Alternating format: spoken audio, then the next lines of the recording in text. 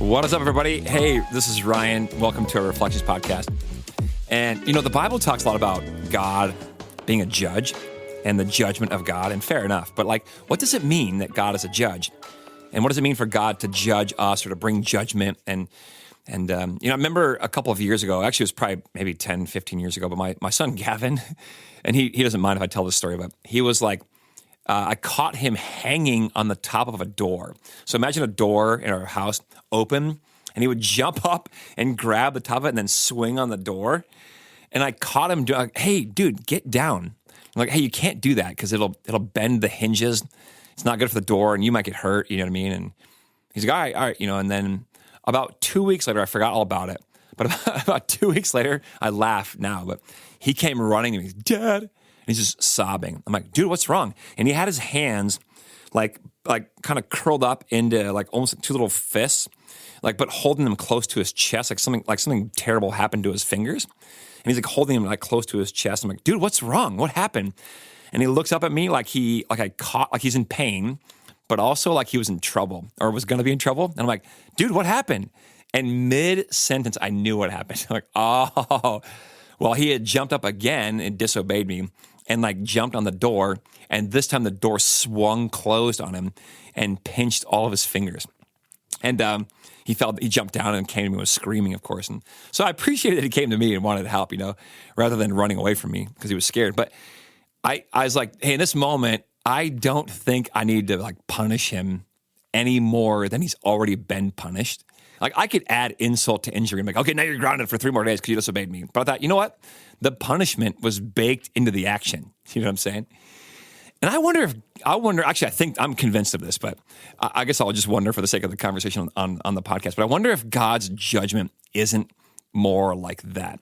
I think sin has baked into it most often, if not every time, its own consequences. When you wander off the path and do things that you want to do on your own, and like Luther called sin self-love, run amok. When the arrows that are supposed to point towards God, love God and love others, if you have these 2 arrows pointing out towards God and towards others, when those arrows turn in on the self, or when we worship ourselves or other gods that are not God, it tends to eat us alive. It just doesn't go well for us, I think it's crazy. In Genesis 4, it's the first time sin is ever mentioned. God warns Cain, be careful. Sin is crouching at your door, and it's waiting to devour you.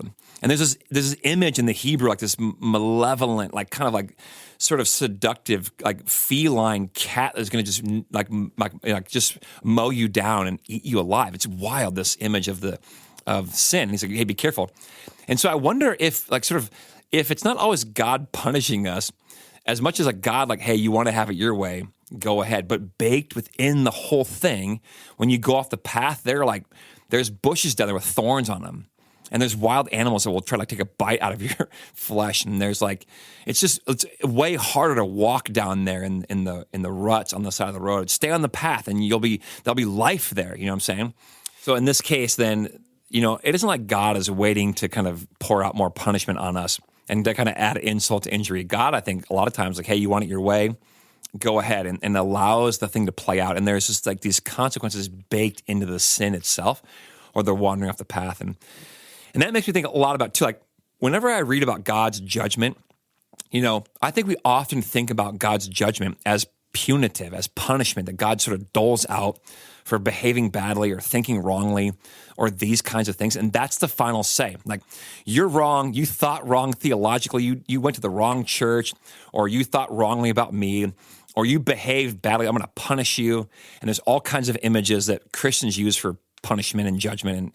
And so you have this image of a God who's just going to dole out punishments. But man, that is not how I see God in the Hebrew Bible and the Scriptures, Old Testament and New Testament, or as myself as a father. Whenever I do bring judgment to my own kids, it's never just punishment for punishment's sake or retribution for their bad behavior. The end goal for me is not, as a father, it's not just to punish them or to make them remember they never do it again. That's part of it probably, but it's not just I'm gonna give them retribution. They did A and they deserve B and get their just dues, which is an odd saying when you think about it. Like the whole point of a father or a mother, bringing correction or judgment, you might say. Again, sometimes I don't have to. It just has it's sort of baked into the cake already. But sometimes I do. It's not for the sake of retribution or to punish them because they behave poorly. The whole idea is for restoration. Like, I want them to be whole human beings who know how to live well in the world, who don't cause themselves harm, who promote good, who don't cause others harm, but like build and construct and regenerative, good human beings that are strong and courageous and that whole thing. So whenever I do bring because look, a parent's job is to bring judgment. It's the end. The end is not judgment itself, or it's not punishment. The end is always restoration. And when I see judgment in the Bible, like, look at the story of Israel. God always promises to bring judgment. They call it the day of the Lord, and there's judgment all throughout the Hebrew Bible. But it's never just because God's doling out retribution, or like, I'll teach you guys. He's not just giving out punishment for punishment's sake. You did A, you deserve B. In fact, God is overly lenient. Like, read it. He lets them go again and again and again before finally, like, the thing breaks and he has to sort of intervene. But he always, always beckons Israel back.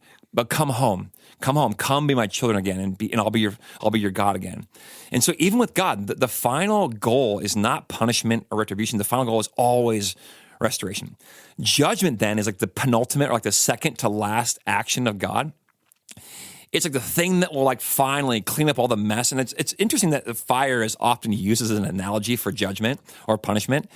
And it's actually not a bad idea because fire purifies. Fire removes all the junk in us, or gold anyway.